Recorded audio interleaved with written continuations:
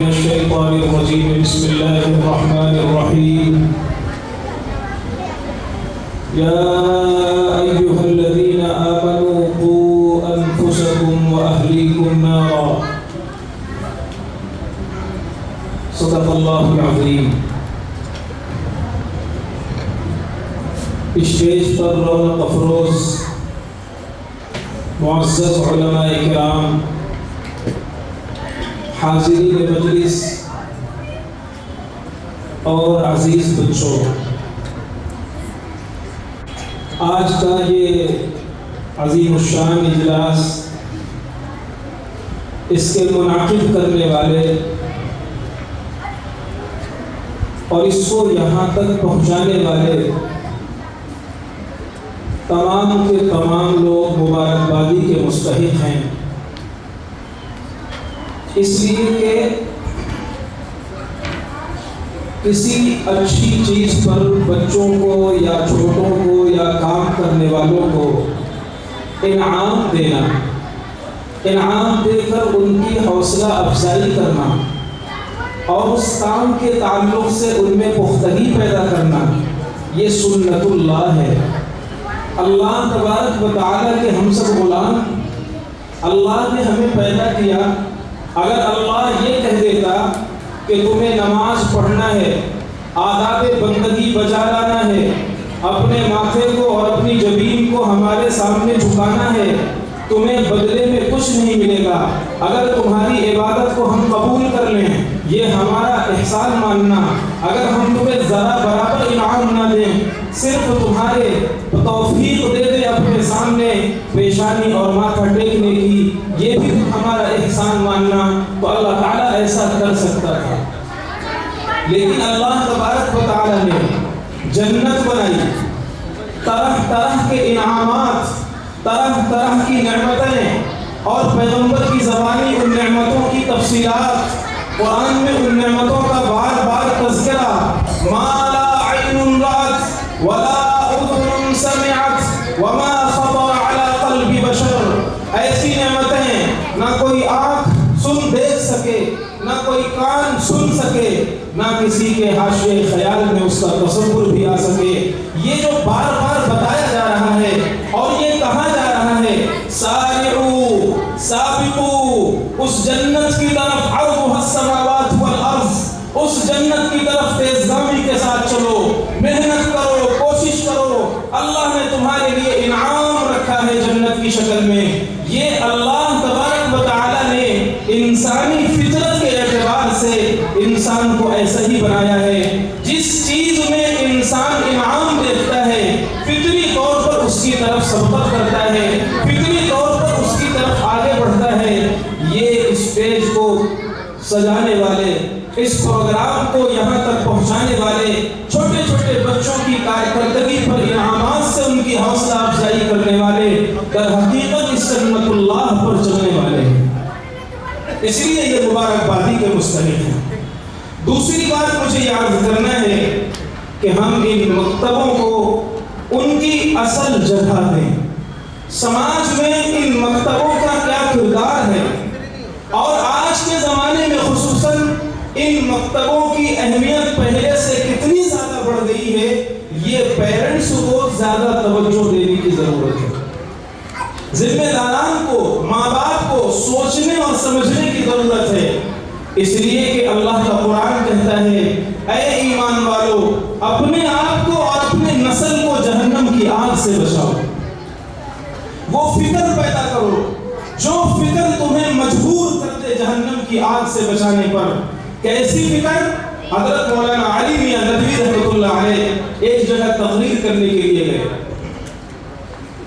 حضرت کے مواعظ میں یہ بات لکھی ہوئی ہے، جب حضرت تقریر کرنے گئے وہاں مستورات بھی تھی، پردے میں مستورات کا نظم تھا، اور حاضرین مجلس بیان سن رہے تھے، جلسہ ختم ہو گیا۔ بیان کے بعد کسی مرد کے ذریعے سے معلوم ہوا کہ ایک خاتون جلسہ سننے آئی تھی، لیکن پورے جلسے میں ان کا دل و دماغ ایسا تھا جیسے کہیں کھویا ہوا ہو، چہرے کا رنگ اڑا ہوا ہے، بیٹھی ہوئی ہیں، لیکن جیسے کسی گہری سوچ میں انسان ادھر ادھر جھومتا ہے، وہ ادھر ادھر قابو میں نہیں ہے. دل و دماغ جسم یہاں موجود ہے, دل و دماغ کہیں اور موجود ہے. کسی خاتون نے چہرے سے بھانپ لیا, بی بی جان یہ کیا بات ہے, آپ تو بیان سننے آئی ہیں, کوئی پریشانی تو نہیں, کوئی ٹینشن تو نہیں, کسی طرح کا کوئی غم تو آپ کے اندر نہیں؟ کہنے لگی بات یہ نہیں ہے, بات اصل میں یہ ہے کہ میرا 2.5 سال کا بچہ سو رہا ہے گھر میں. پھر 2.5 سال کا بچہ گھر میں سو رہا ہے, جلدی میں گھر میں کوئی نہیں تھا, میں بچے کو سوتا ہوا چھوڑ کر کے آ گئی. تو مجلس میں جو خواتین تھی وہ کہنے لگی یہ کوئی بہت افسوس کی اور غم اور ٹینشن کی بات تو ہے نہیں. کہنے لگی نہیں, بات پوری نہیں ہوئی. اصل میں چارپائی پر 2.5 سال کا بچہ سو رہا ہے اور تھوڑی دور پر ایک چراغ جل رہا ہے. کہیں ایسا نہ ہو کہ بچے کی آنکھ کھلے, وہ چارپائی سے نیچے آئے اور بوڑتا رینگتا چراغ تک جائے اور چراغ پر ہاتھ مارے اور آگ کی شعلوں اور لپٹ میں آ جائے اور کہیں اس کا دم جل کر کے ختم ہو جائے. اس لیے میں یہاں موجود ہوں لیکن میرا دل و دماغ قابو میں نہیں ہے, حواس باختہ ہوں. حضرت مولانا علی میاں ندوی رحمۃ اللہ علیہ نے جب اس خاتون کی بات سنی, حاضرین مجلس سے فرمایا اللہ کا قرآن کہتا ہے یا ایھا الذین آمنوا قوا انفسکم واہلیکم نارا, اے ایمان والو اپنی اولاد کی آگ سے بچانے کی ایسی فکر کرو جیسے اس خاتون کو فکر ہے. 2.5 سال کا بچہ چارپائی سے کیسے نیچے اتر سکتا, نیند سے بیدار ہو کر چراغ تک کیسے پہنچ سکتا؟ احتمالات کی دنیا, امکانات کی وادیاں, لیکن احتمال اور امکان کے باوجود اس خاتون کی فکر یہ ہے کہ اسے بیان سننا اچھا نہیں لگ رہا, عورتوں کے جمگھٹ اور مجمع میں بیٹھنا اچھا نہیں لگ رہا, اس لیے کہ اپنے معصوم کی فکر ہے کہیں آگ کی لپٹ میں نہ آ جائے. یہاں امکانات ہیں, یہاں احتمالات ہیں. اللہ کا قرآن کہتا ہے, نبی آخر الزمان کا فرمان ہم کو بتلاتا ہے,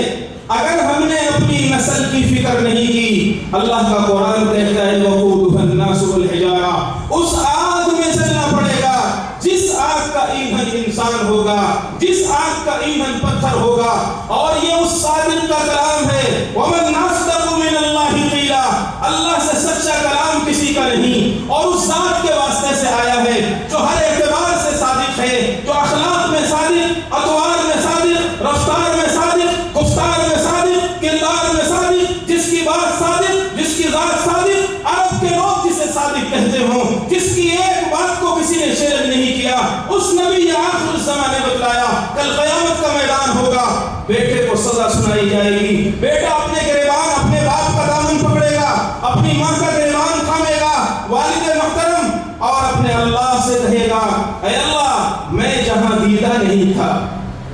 نرم و گرم چشیدہ نہیں تھا, حالات کی دنیا میرے سامنے تھی اور جذبات کا تلاطم میرے اندر تھا, لیکن میرے ماں باپ دنیا دیکھے ہوئے تھے, وہ جانتے تھے ماحول کیا ہے, وہ جانتے تھے حالات کیسے ہیں, لیکن انہوں نے ہمیں دین کی طرف نہیں لگایا, قرآن کا ادب نہیں سکھلایا, شاعر کی تعظیم نہیں سکھلائی, اسلام کیا ہے, ایمان کیا ہے یہ نہیں سکھلایا. میں نے یوٹیوب سے دیکھ کر اسلام سیکھا ہے, میں نے موبائل سے قرآن سیکھا, میں نے موبائل سے اسلامی تعلیمات سیکھی, مجھے نہیں پتا کہ اسلام کی تعلیمات کا کیا مفہوم ہونا چاہیے. نتیجہ یہ نکلا کہ رفتہ رفتہ گردش زمانہ اور حالات کے سیلاب میں بہہ گیا اور آج گمراہی کے دلدل میں پھنس گیا. اس لیے ماں باپ کی ذمہ داری یہ بنتی ہے کہ اپنے نسلوں کو ان مکاتب سے وابستہ رکھیں. مکتب کا اگر کوئی فائدہ نہ ہو تو ایک سب سے بڑا فائدہ وہ ہے جس کی طرف میں اشارہ کر رہا ہوں. اللہ کا قرآن کہتا ہے وَمَن يُعَظِّمْ شَعَائِرَ اللَّهِ فَإِنَّهَا مِن تَقْوَى الْقُلُوبِ, کہ جب تک سینوں میں شعائر اللہ کی تعظیم باقی رہے گی. شعائر اللہ کسے کہتے ہیں؟ شاہ ولی اللہ محدث دہلوی رحمۃ اللہ علیہ نے شعائر اللہ کی لسٹ بتائی ہے. شعائر اللہ کا مطلب اسلام کی نمایاں چیزیں, شعائر اللہ کا مطلب ایمان کی خصوصی چیزیں, جنہیں دیکھ کر اسلام یاد آئے, جنہیں دیکھ کر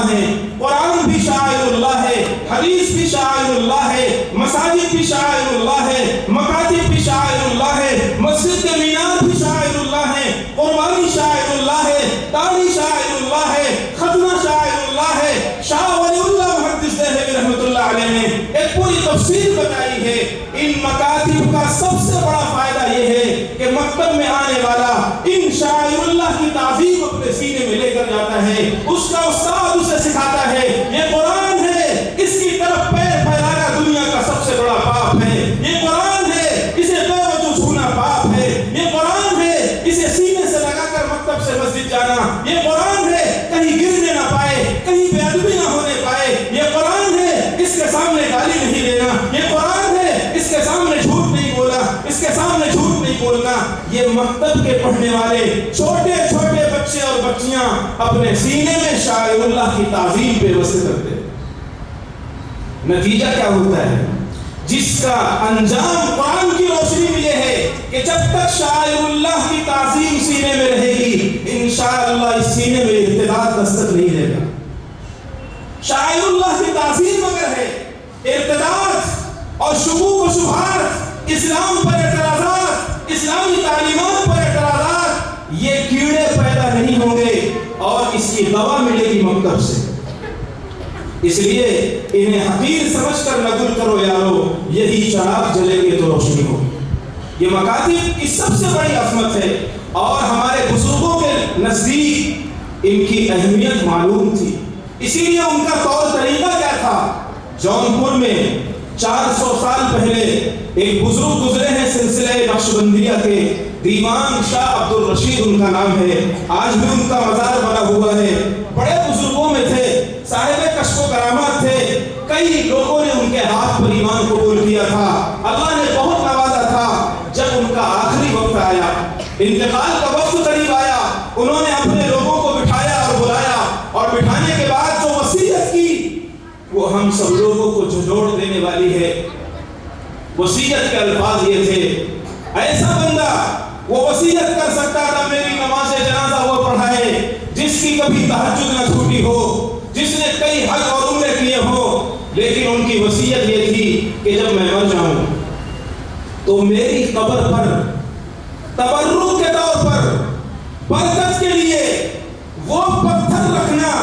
جس پتھر پر مکتب کے بچے اپنی جوتیاں اتارا کرتے تھے، جس پتھر پر مکتب کے چھوٹے چھوٹے نونہالان اپنی چپل اور جوتیاں رکھا کرتے تھے، اس پتھر کو صاف کر کے دھل کر کے تبرک کے لیے میری قبر میں رکھنا۔ جب حساب و کتاب شروع ہوگا مجھ سے پوچھا جائے گا تم کیا لے کر کے آئے ہو، میرے پاس اعمال نہیں ہوں گے، میں یہ کہوں گا کہ میں کچھ نہیں لایا، لیکن سرکار دو عالم کے مہمانوں کی جوتیوں کا پتھر لے کر کے حاضر ہوا ہوں، مجھے امید ہے میرا رب اس سے میری مغفرت فرما دے گا۔ دیوان شاہ عبد الرشید رحمہ اللہ تعالی، ان حضرات کے دل و دماغ میں مکتب کی اہمیت کیا ہے۔ سعید ابن المسیب رحمۃ اللہ علیہ کا نام آپ نے سنا ہوگا، کبار تابعین میں حضرت ابو ہریرہ رضی اللہ تعالی عنہ کے خصوصی شاگرد، بڑے خوش ائمہ میں اور تعبیرات کے امام جن کو کہا جاتا ہے، ابن سیرین رحمۃ اللہ علیہ، یہ سب اس انہی حضرات کا زمانہ ہے۔ سعید ابن المسیب رحمۃ اللہ علیہ ایک مرتبہ ایک مسجد میں جاتے ہیں، وہاں اسود ابن سوید، یہ بھی کبار تابعین میں ہیں، بڑے بزرگ تھے، صاحب کشف و کرامت تھے، ایک جگہ ان کی مجلس لگی ہوئی ہے، مسجد بڑی تھی، ایک کونے میں مجلس لگی ہوئی ہے اور وہاں بزرگوں کے تذکرے ہیں، حال و مقامات کی باتیں ہیں، کیفیات کا ذکر ہے، اور دوسری طرف ایک استاد چھوٹے چھوٹے بچوں کو مکتب کا نظام لے کر کے قرآن پڑھا رہے ہیں، دین کی تعلیم دے رہے ہیں، حلقہ بنا کر قرآن سکھلایا جا رہا ہے، اسلامی تعلیمات بتلائی جا رہی ہیں۔ حضرت سعید بن المسیب رحمۃ اللہ علیہ بیچ میں کھڑے ہو گئے، اس طرف مکتب، اس طرف اسود ابن زرع کی مجلس ہے، اس طرف مکتب ہے، وہ فیصلہ نہیں کر پا رہے ہیں۔ کبھی سوچتے ہیں میں اس مجلس میں شریک ہوں تاکہ کیفیات کا ایک دریا میرے سینے میں موجود ہو، اور کبھی سوچتے ہیں اس حلقے میں بیٹھوں دین کی تعلیمات ملے۔ حضرت سعید بن المسیب فیصلہ نہیں کر پا رہے ہیں، انہوں نے وہیں بیچ میں 2 رکعت نفل پڑھی اور گھر لوٹ آئے۔ یہ بات قاضی اطہر مبارک پوری رحمۃ اللہ علیہ نے اپنی کتاب میں لکھی ہے۔ جب وہ گھر لوٹ کر آئے، مسلمانوں ان مکتبوں کو سمجھو، ان کی اہمیت کو سمجھو، ان کی ضرورت کو سمجھو اور اس زمانے میں ان کی افادیت کو سمجھو۔ سعید بن المسیب رحمۃ اللہ علیہ، خیر القرون کا زمانہ، تابعین کا زمانہ، ایک طرف مجلس واعظ ہے، ایک طرف مکتب کا حلقہ ہے۔ جب وہ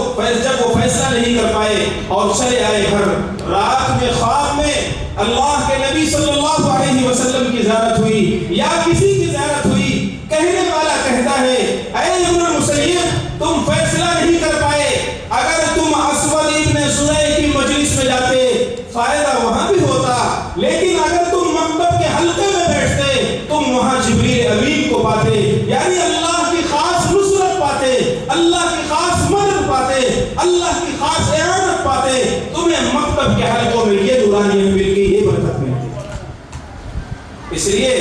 بزرگوں اور دوستوں، آج کے زمانے میں اس کی اہمیت اس لیے تو والا ہے کہ ہر جگہ ہر طریقے سے سب سے زیادہ مسلمان بچوں کے سینوں سے جو چیز کھرچ کر نکالی جا رہی ہے وہ تعظیم شعائر ہے۔ مجھے یاد ہے پہلے آج بھی پرانے پرکے اور پرانے زمانے کے لوگ جو ہیں وہ مسئلے پوچھتے ہیں، اندازہ ہوتا ہے ان کے دلوں میں قرآن و حدیث کا احترام کتنا باقی ہے۔ مسئلے پوچھتے ہیں، مفتی صاحب ایک بیڈ روم ہے، میاں بیوی ہے اور اس میں قرآن ڈھکا ہوا رکھا ہے، قرآن اوپر کے حصے میں الماری میں کانچ میں پیک ہو کر کے رکھا ہے، میاں بیوی ایک ساتھ اس کمرے میں سو سکتے ہیں یا نہیں سو سکتے، اس لیے کہ اللہ کا قرآن رکھا ہوا ہے۔ ایک وہ لوگ ہیں کہ اگر کمرے میں قرآن کھولا کر رکھا ہوا ہے تو انہیں غیرت گوارا نہیں کرتی کہ اللہ کا قرآن ہو اسی کمرے میں اور اس کمرے کی طرف پیر پھیلائے جائیں، اس کمرے کی طرف پیر پھیلائے جائیں، یہ گوارا نہیں۔ اور آج ہماری نسلوں کے اندر سے اس عظمت شاعر کو کھرچ کر یہاں تک پہنچا دیا گیا کہ قرآن کھلا رکھا ہے اور موبائل میں گانے چل رہے ہیں، قرآن کمرے میں رکھا ہوا ہے، موبائل میں فلمیں دیکھی جا رہی ہیں، قرآن خدا کا کھلا ہوا ہے، بچے اور نوجوان گالیاں زبان سے نکال رہے ہیں، اللہ کا قرآن ہے، گھر میں غیبتیں ہو رہی ہیں۔ یہ کیا چیز ہے؟ یہ وہی تعظیم شاعر ہے جو دوسرے نے باطل نے کھرچ کر ہم کو یہاں تک پہنچا دیا۔ اور جب تک ہمارے سینوں میں تعظیم شاعر زندہ ہے، تعظیم قرآن زندہ ہے، تعظیم اسلام زندہ ہے، تعظیم علماء زندہ ہے، یہ اتنا بڑا سرمایہ کبھی بھی اعتراض زبان پر نہیں آئے گا۔ علماء پر جو اعتراض ہوتا ہے، مسجدوں پر اعتراض ہوتا ہے، مؤذنین پر اعتراض ہوتا ہے، اماموں پر اعتراض ہوتا ہے، اس کی سب سے بڑی وجہ یہ ہے کہ ان کی تعظیم ہمارے سینوں میں کم ہو چکی ہوتی ہے۔ اگر کسی کی عظمت باقی ہوگی اس کے خلاف زبان نہیں کھل سکتی، اگر کسی کا احترام سینے میں زندہ ہوگا اس کے خلاف شکوک و شبہات نہیں پیدا ہوں گے۔ اگر باڈی مضبوط ہوتی ہے ہلکے پھلکے بیماری کے جراثیم کو خود ختم کر دیتی ہے۔ اگر احترام اور عظمت باقی ہے سینوں میں، ہلکے پھلکے پیدا ہونے والے شبہات خود جنم لے لیتے ہیں، خود جنم ہوتے ہیں اور ختم ہو جاتے ہیں، ان کا کوئی اثر نہیں ہوتا۔ لیکن جو بچہ مکتب میں نہیں آیا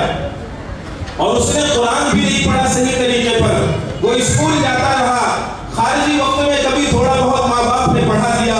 اس کے سینوں میں وہ احترام پیدا ہو ہی نہیں سکتا، وہ عظمت پیدا ہو ہی نہیں سکتی۔ اب اسے اسلام پر اعتراض ہوگا، اسے پردے پر اعتراض ہوگا، اسے حلالے پر اعتراض ہوگا، اسے لباس پر اعتراض ہوگا، اسے تشخصات پر اعتراض ہوگا، اسے تعلیم پر اعتراض ہوگا، اسے طرح طرح کے شکوک و شبہات اور اعتراضات پیدا ہوں گے۔ اور یہ پہلا قدم ہوتا ہے کفر کی طرف جانے کا،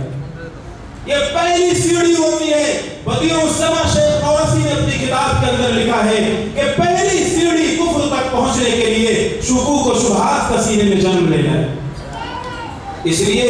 ان مکتبوں کی اہمیت کو ہمیں پہلے سے زیادہ سمجھنا چاہیے اور گھر گھر اور در در اس کو پھیلانا چاہیے۔ اسلام پھیلا ہے ان مکاتب سے، اسلام پھیلا ان مکاتب سے، ان مکاتب کا بڑا کردار ہے اسلام اور اسلامی تعلیمات کو پھیلانے کے لیے۔ عبداللہ ابن مسعود رضی اللہ تعالیٰ عنہ کے شاگرد ہیں، وہ ایک مرتبہ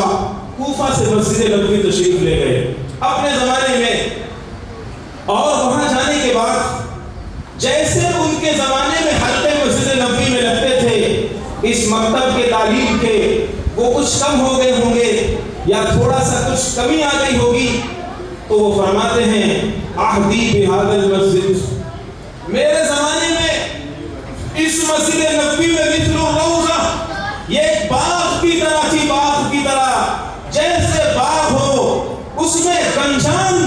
باغ ہو، یعنی گھنے سائے دار درخت ہوں، اس باغ میں جانے والا کسی درخت کے نیچے بیٹھ جائے وہ باغ کی ٹھنڈک کو محسوس کر لے گا۔ میرے زمانے میں مسجد نبوی میں اسی طرح باغ کی طرح حلقے لگا کرتے تھے، اور بندہ جس حلقے میں بیٹھ جاتا مستفید ہو جاتا اور اپنے سینے میں اسلامی تعلیمات کو بھر لیتا، عظمت کو بھر لیتا۔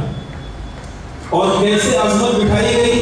اس لیے کہ وہ جانتے تھے حضرات صحابہ کرام اور تابعین اعظام کہ اگر ہماری نسلوں کے سینے میں یہ عظمت زندہ رہی تو ہزار ارتداد کے تھپیڑے آئیں گے، یہ عظمت سد سکندری بن جائے گی، یہ عظمت کی دیوار آہنی دیوار بن جائے گی اور اس کا مقابلہ کر لے گی۔ حضرت انس رضی اللہ تعالیٰ عنہ کی ایک بات بتا کر بات کو آگے کرتا ہوں۔ حضرت انس رضی اللہ تعالیٰ عنہ صغار صحابہ میں ہیں، چھوٹے ہیں، مکتب انہوں نے پڑھا ہے، کتابوں میں ان کا واقعہ لکھا ہوا ہے۔ وہ فرماتے ہیں کہ ہم مکتب پڑھنے جایا کرتے تھے، اور مکتب پڑھنے کے زمانے میں ہمارے استاد نے ایک ڈیوٹی لگا رکھی تھی۔ یہ وہی تعظیم شاعر ہے جو آج تک مکاتب کے اندر زندہ ہے۔ کیا ڈیوٹی تھی؟ ڈیوٹی یہ تھی کہ پتھر پر، اونٹ کی ہڈی پر ایک حدیث روزانہ لکھی جاتی تھی، ایک حدیث، دو حدیث، تین حدیث، جیسی چھوٹی بڑی احادیث ہوتی تھی وہ حدیثیں لکھی جاتی تھی۔ احادیث لکھنے کے بعد ایک دن تک طلبہ اس حدیث کو یاد کرتے تھے۔ اگلے دن ہر طالب علم کی باری لگی ہوئی تھی، ایک دن میں باری آتی تھی۔ طالب علم کی باری یہ ہوتی کہ اگلے دن سب سے پہلے استاد کے آنے سے بھی پہلے وہ اس پتھر کو لیتا اور ایک مٹی کے پیالے میں پانی کا برتن، پانی ہوتا تھا، پانی لیتا اور پانی لے جا کر کے وہ اس پتھر کو کسی درخت کے سائے تلے جاتا اور کسی درخت کی جڑ میں اس پتھر کو دھلتا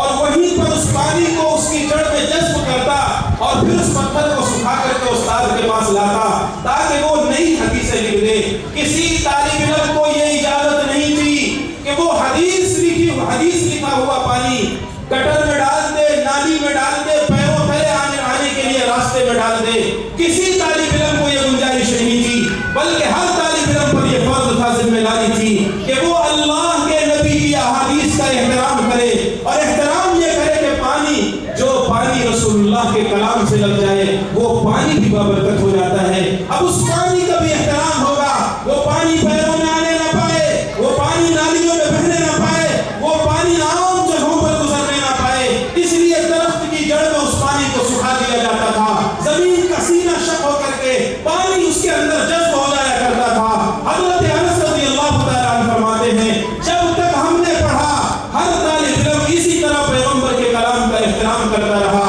یہ وہ تعظیم شاعر تھی جو اللہ کے نبی کے شاگردوں سے چلی اور آج تک مکاتب نے اس کو باقی رکھا ہے۔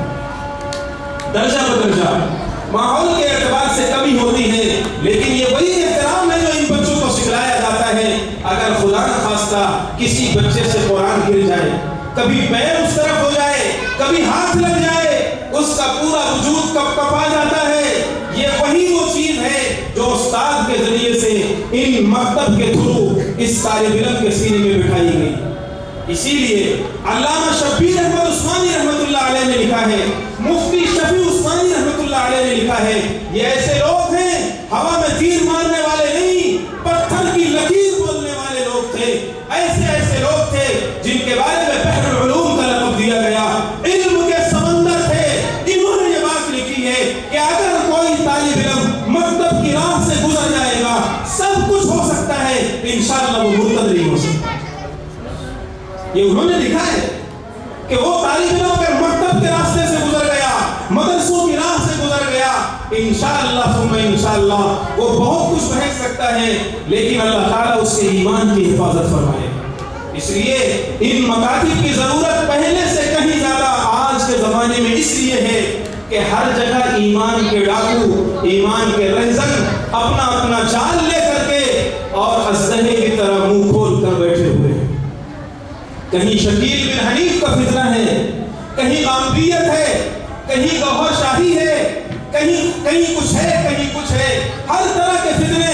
اور سوشل میڈیا نے ان فتنوں کو ہمارے گھروں تک پہنچا دیا، موبائل نے ان فتنوں کو ہمارے گھروں تک پہنچا دیا ہے۔ ایک نوجوان یہی گونڈی کا چیتا کے مایا اور کہنے لگا کہ میں انجینئر مرزا کو سنتا ہوں، اور مفتی صاحب جب سے میں نے اس کو سننا شروع کیا ہے، صدیق اکبر سے میرا سینہ صاف نہیں ہے، میں اپنے سینے میں صدیق اکبر کے بارے میں بدگمانی پاتا ہوں۔ اللہ غنی، اگر سینہ صدیق اکبر سے صاف نہ ہو، ایسے سینے میں نفاق تو جمع ہو سکتا ہے، ایمان نہیں آ سکتا۔ جو سینہ صدیق سے ٹکرا جائے، جو سینہ فاروق اعظم سے ٹکرا جائے، اس سینے میں نفاق تو آ سکتا ہے، ایمان نہیں رہ سکتا۔ ہمارے نوجوانوں میں دھیرے دھیرے یہ رس کھولا جا رہا ہے، صحابہ کا بغض، صحابہ سے بے اعتمادی اور صحابہ سے کمی، یہ اس آج کل کے بہت سے مبلغین جو چھائے ہوئے ہیں وہ پیدا کر رہے ہیں۔ اگر ہم اپنے بچوں کو، اپنی نسلوں کو بچانا چاہتے ہیں تو ان مکاتب سے وابستہ رکھیے۔ اور ایک بات میں عرض کرتا ہوں کہ صرف استاد کی ذمہ داری نہیں ہے کہ وہ آپ کے بچوں کو ایمان پر ثابت قدم رکھے، اللہ کا قرآن کہتا ہے سب سے پہلی ذمہ داری آپ پر ہے، یا ایھا الذین آمنوا قوا انفسکم واہلیکم نارا۔ سب سے پہلی ذمہ داری ماں کی ہے، پہلی ذمہ داری باپ کی ہے، پھر دوسری ذمہ داری یہ استاد کی ہے۔ اور ماں باپ کو تو استاد کا شکر ادا کرنا چاہیے، ماں باپ کا، پیرنٹس کو اپنے استاد کا احسان ماننا چاہیے، اس لیے کہ جو ذمہ داری ماں باپ کی تھی ان کی یہ ذمہ داری استاد ادا کرنا ہے۔ ماں باپ کی ذمہ داری تھی قرآن بچے کو صحیح پڑھاؤ، ماں باپ کی ذمہ داری تھی اسلام صحیح سکھاؤ، ان کو شکر ادا کرنا چاہیے کہ ہمارا یہ بوجھ استاد مکتب کا ادا کر رہا ہے اور اس کمی کو پورا کر رہا ہے، تو ماں باپ کی پہلی ذمہ داری ہے۔ لیکن یہاں کمی یہ ہوتی ہے، ایک بات عرض کرتا ہوں کہ اگر ہمارا بچہ کانوینٹ میں پڑھتا ہے، عصری اداروں میں پڑھتا ہے، عصری اداروں کی اتنی عظمت، اتنی اہمیت اور ان کی اتنی ویلیو ہمارے دماغ میں بیٹھی ہوئی ہے کہ بچہ ایک دن نادہ نہیں کر سکتا، گھر میں شادی ہوگی تو بھی بچے کو تھوڑی دیر کے لیے بھیجا جائے گا،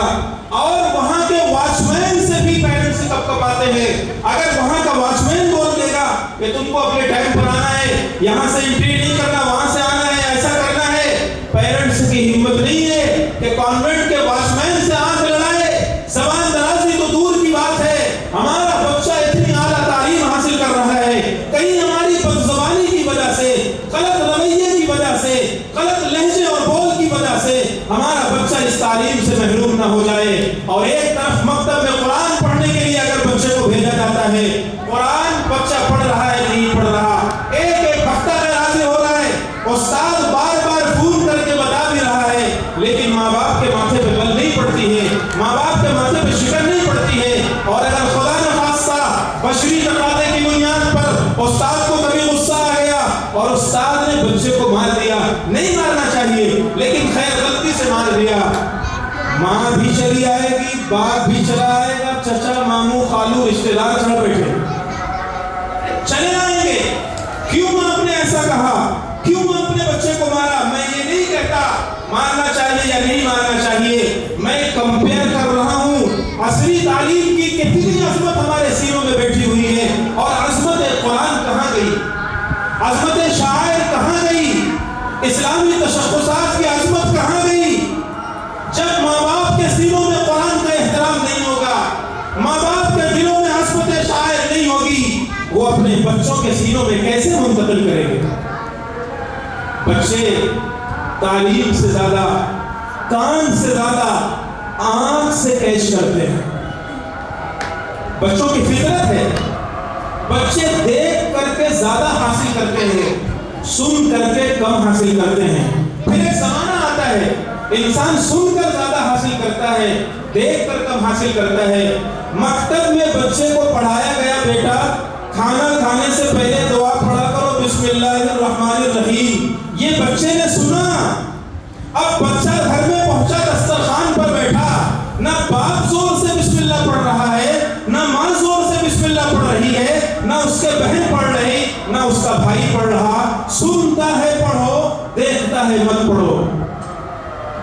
بچے کو حدیث پڑھائی گئی، لا يدخل الجنت القاطع، رشتہ ناتا توڑنے والا جنت میں نہیں جائے گا۔ بچے کو حدیث پڑھائی گئی، لا يحل للمؤمن ان يهجر اخاه فوق ثلاث، کسی مسلمان کے لیے جائز نہیں کہ وہ اپنے کسی مسلمان بھائی سے 3 دن سے زیادہ ناتا توڑ دے۔ یہ بچے نے کان سے سنا، یہ بچے نے کان سے سنا، اور گھر میں دیکھ رہا ہے چچا اور ابو کی نہیں بنتی ہے، میرے والد اپنے سگے بھائی سے سالوں سے بات نہیں کر رہے ہیں، میری ماں کی اپنی سگی بہنوں سے نہیں بنتی، خود میرے بھائیوں کا آپس میں رشتہ خراب ہے، ایک دوسرے سے لڑائی ہے، ایک دوسرے کے خلاف بدزبانی ہے، ایک گھر میں رہنے والے فیملی ممبرز ان کے آپس میں قلوب پھٹے ہوئے ہیں، وہ ایک دوسرے کی برائی کرتے ہیں۔ بچہ سنتا ہے اتحاد، دیکھتا ہے اختلاف۔ سن کر کے بچے کو کیا حاصل ہوگا؟ ماں باپ سمجھتے ہیں ہم نے مکتب میں بھیج دیا، بس ہمارا بچہ اب صابر کلیری بن کر کے نکلے گا، معین الدین چشتی بن کر کے نکلے گا۔ اگر صابر کلیری اور معین الدین چشتی بنانا ہے تو پھر ہمیں بھی تھوڑا سا کردار نبھانا پڑے گا۔ ماں باپ جس طرح گاڑی 4 پہیوں سے چلتی ہے، اسی طرح مکتب کی تعلیم کے لیے 4 لوگوں کی محنت ضروری ہے۔ اگر استاد محنت کر رہا ہے، طالب علم ٹھان لے مجھے پڑھنا ہی نہیں، تو دنیا کی کوئی طاقت اسے پڑھا نہیں سکتی۔ رسول اللہ سے زیادہ کون سا بڑا معلم دنیا میں پیدا ہوگا؟ ابو طالب نے ٹھان لیا مجھے دامن رسالت سے وابستہ نہیں ہونا، اللہ کے پیغمبر نے لاکھ کوشش کر لی، سینے میں ہدایت نہیں بر سکی۔ آپ سے بڑا معلم کون ہوگا؟ اگر بچہ یہ ٹھان لے نہیں پڑھنا مجھے، دنیا کا بڑے سے بڑا استاد اسے نہیں پڑھا سکتا۔ تو پہلی چیز ہے بچے کے اندر شوق اور ذوق بھی پیدا کیا جائے، بچہ بھی اس کے لیے تیار ہو۔ پھر اگر بچہ تو پڑھنے والا لیکن کسی وجہ سے استاد نے ٹھان لیا مجھے اس بچے کو نہیں پڑھانا، مجھے اس بچے پر توجہ نہیں دینا، مجھے اس بچے کو کیئر نہیں کرنا، خیال نہیں رکھنا، ناممکن ہے کہ وہ بچہ کما حقوق پڑھ کر نکل جائے۔ یہ 2 پہیے ہیں جو کسی نہ کسی درجے میں کام بھی کرتے ہیں، لیکن تیسرا اور چوتھا باپ اور ماں، یہ تیسرا اور چوتھا پہیا باپ اور ماں،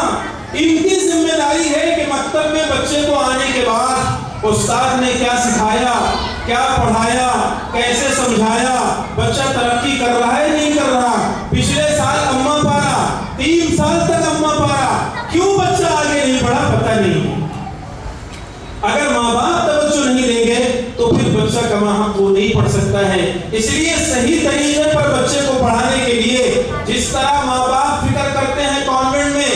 جس طرح ماں باپ فکر کرتے ہیں عصری اداروں میں، چاہے صبح جتنے بجے بلائیں، میں ایک بات کہا کرتا ہوں، اگر کبھی ہمارے مکتب کے ذمہ داران پیرنٹس میٹنگ رکھتے ہیں کبھی کسی وجہ سے کہ بھائی ذمہ داران کو آنا ہے، ماں باپ کو آنا ہے، تو اگر 50 لوگ ہیں تو بمشکل 10-20 لوگ پہنچتے ہیں، اور اگر وہاں میٹنگ رکھ دی جائے تو 50 میں سے تقریباً 50 لوگ پہنچتے ہیں۔ یہ کیا چیز ہے؟ یہ عظمت قرآن کی کمی ہے، یہ تعظیم شاعر کی کمی ہے۔ ہمیں اس چیز کو سوچنا پڑے گا، سمجھنا پڑے گا، اور اس کو اپنے گھروں میں ویلیو اور جگہ دینی پڑے گی۔ اگر ہم خود قرآن کا احترام نہیں کر پائیں گے، عظمت شاعر اپنے گھروں میں ہم خود زندہ نہیں کر پائیں گے، تو پھر ہم یہ بھول جائیں کہ ہمارے بچے صحیح پڑھ لیں، ہمارے بچے کما حقوق پڑھ لیں۔ اس لیے ہمیں ان مکتب کی ویلیو کو سمجھنا ہے، ان کا احترام دیکھنا ہے، ان کی اہمیت کو سمجھنا ہے۔ حضرت سحنون ایک مجذوب بزرگ تھے، بڑے صاحب کشف و کرامت بزرگ تھے، اور اللہ کے بڑے برگزیدہ بزرگ تھے۔ اللہ کی محبت میں ایک مرتبہ مست ہو کر کے انہوں نے ایک جملہ کہہ دیا، اللہ سے کہہ دیا کہ اے اللہ تیرے سوا میرے سینے میں کسی کی محبت نہیں ہے. فامتحن کیف شئت، دعوے کے الفاظ ان کی زبان سے نکل گئے، اگر آپ میرا امتحان لینا چاہیں تو لے لیں. اللہ اکبر. عام حالات میں کسی کے لیے اپنے اللہ سے اس طرح کے کلمات کہنا درست نہیں ہے. کون بندہ ہے جو اللہ کے امتحان کا مقابلہ کر پائے گا؟ ایک صحابی کو نبی پاک نے دیکھا کھل رہے ہیں، حدیث میں الفاظ ہیں چوسے کی طرح ہو گئے، بدن سوکھ گیا ان کا. اللہ کے پیغمبر نے ان کی عیادت کے لیے گئے اور فرمایا کیا بات ہے، کیوں ایسا ہو رہا ہے؟ تو انہوں نے کہا یا رسول اللہ میں ایک دعا کرتا ہوں، وہ دعا یہ ہے کہ اے اللہ جو بھی آخرت میں مجھے تکلیف دینا ہو یا جو بھی میرے گناہ ہوں اس کی سزا مجھے دنیا میں دے دیجیے. اللہ کے پیغمبر صلی اللہ علیہ وسلم نے فرمایا خدا کے بندے یہ دعا مت کیجیے، اللہ کی ابتلا آزمائش کے سامنے کون کھڑا ہو سکتا ہے، اللہ سے عافیت مانگا کیجیے. خیر میں عرض یہ کر رہا تھا، حضرت سحنون کی زبان سے نکل گیا کیف شئت امتحن، جیسے آپ میرا امتحان لینا چاہتے ہو میرا امتحان لے لیجیے. بڑی سی بڑی آزمائش آئے گی، میں اس میں کوہ استقامت بن جاؤں گا، پہاڑ بن جاؤں گا، صبر و استقامت کا پہاڑ بن کر کے نکلاؤں گا. اللہ کو دعویٰ پسند نہیں ہے، چاہے حقیقتاً دعویٰ ہو یا صورتاً دعویٰ ہو. تفسیر کا موقع نہیں ہے، اکابر حضرات تشریف فرمائیں. دعویٰ اللہ کو پسند نہیں. حضرت موسیٰ علیہ السلام سے صورتاً دعویٰ ہو گیا تھا. اللہ تعالیٰ نے کہا جاؤ حضرت خضر کے پاس، پوری تفسیر ہے. یہاں تو دعوت موجود تھا، اللہ تبارک و تعالیٰ نے امتحان لے لیا، اللہ تبارک و تعالیٰ نے ان کا پیشاب روک دیا. بہت طاقتور بن رہے تھے، صبر و استقامت کا پہاڑ بننے جا رہے تھے، ایک معمولی چیز پیشاب اللہ نے روک دیا. ادھر پیشاب کا رکنا اور ادھر ان کا مچھلی کی طرح تڑپنا. پریشان پریشان ہو گئے، اس مسجد اس مسجد، اس بزرگ اس خانقاہ، طرح طرح بزرگوں کے پاس جا رہے ہیں، توبہ کر رہے ہیں، استغفار کر رہے ہیں، دعائیں کر رہے ہیں، لیکن ان سے یہ بلا نہیں ختم ہو رہی، ان سے یہ مصیبت نہیں ختم ہو رہی. اللہ کی طرف سے آزمائش تھی. اس زمانے میں ان کے شیخ زندہ ہوں گے یا ان کے بڑے بزرگ کوئی حیات تھے. ایک مرتبہ وہ ان کے پاس گئے تو ان کے شیخ نے مشورہ دیا کہ تم ایسا کرو کہ اگر تمہارے علاقے میں کوئی مکتب ہو، تمہارے علاقے میں کوئی مکتب ہو، وہاں چھوٹے چھوٹے نونہال اور چھوٹے چھوٹے معصوم بچے جو اپنی توتلی زبانوں سے اللہ کا نام لیتے ہیں، جو معصوم زبانوں سے اللہ کو یاد کرتے ہیں، تم ان سے ان کے پاس جاؤ اور ان معصوموں سے بھیک مانگ کر کہو کہ خدا کے واسطے اللہ سے میرے لیے عافیت کی دعا مانگو. اگر وہ بچے تمہارے لیے ہاتھ پھیلا دیں گے، اگر وہ معصوم کی زبانوں سے تمہارے لیے عافیت کی دعا نکلے گی، ممکن ہے اللہ تمہیں معاف فرما دے. راوی کہتے ہیں حضرت سحنون پہنچے، اپنے علاقے کے مکتب گئے، وہاں کے استاد سے ملاقات کی اور ان معصوموں سے دعا کرائی گئی. ان مکتب کے معصوموں نے جب حضرت سحنون کے لیے دعا کی، اللہ تعالیٰ نے ان کا پیشاب جاری کر دیا. ان مکتبوں کی اہمیت ہمارے بزرگوں اور اکابرین کی نظر میں یہ تھی. اس لیے بزرگوں اور دوستوں آج کے زمانے میں ان کی اہمیت اور دوبارہ ہو جاتی ہے. اس کی وجہ میں نے پہلے عرض کی کہ ایمان کی حفاظت اس زمانے میں بہت مشکل ہے، اور ایمان کی حفاظت کے لیے سب سے آسان اور سب سے مؤثر ذریعہ یہ مکاتب کا جال ہے. اللہ تبارک و تعالی عمل کی توفیق عطا فرمائے. وآخر دعوانا الحمدللہ رب العالمین. خدایا علم و حکمت کے جواہر دے دے وارث کو، خدایا علم و حکمت کے جواہر دے دے وارث کو، حقیقت اور صداقت کے مظاہر دے دے وارث کو. ماشاءاللہ مفتی صاحب نے بہت ہی بہترین انداز میں مکاتب کی اہمیت اور اس کی افادیت پر تقریر پیش کی. سامعین کرام، اللہ رب العزت نے ہم سب کو اس دنیا کے اندر جب بھیجا تو ہم کو بے مقصد نہیں بھیجا ہے، بلکہ ایک مقصد دے کر بھیجا ہے، اور وہ مقصد یہ ہے کہ ہم اللہ رب العزت کی عبدیت کا حق ادا کریں اللہ رب العزت کے کلمے کو دنیا کے اندر پھیلانے والے بنے، اسلامی تعلیمات کو دنیا کے اندر پھیلانے والے بنے، اور ان مکاتب اور مدارس ہی کے ذریعے یہ چیز ہو سکتی ہے۔ اس وجہ سے کہ آج کے اس پرآشوب اور پرفتن دور میں جہاں ہر طرف زہریلے جراثیم ہمارے ماحول میں موجود ہے، بددینی ہمارے اندر پھل پھول رہی ہے، بے حیائی ہمارے نوجوانوں کی بدولت پروان چڑھ رہی ہے، شراب خوری، حرام خوری، زنا کاری، دسیسہ کاری ہماری فطرت ثانیہ بن چکی ہے، اسراف مسلمانوں کا شیوا بن چکا ہے، فضول خرچی ہماری عادت بن چکی ہے، اور معاشرے کے فساد کے تسلسل کا یہ عالم ہے کہ صدیوں پہلے خواجہ شیرازی رحمت اللہ علیہ نے کہا تھا، ایچے شوریس کے در دور قوم کمری بینم، ایچے شوریس کے در دور قوم کمری بینم، ہما آفاق پر از فتنہ شرمی بینم، کہ میں اس زمانے میں یہ شور و شرف کیا دیکھتا ہوں کہ پوری دنیا فتنہ و فساد سے بھری ہوئی ہے۔ اس لیے ہماری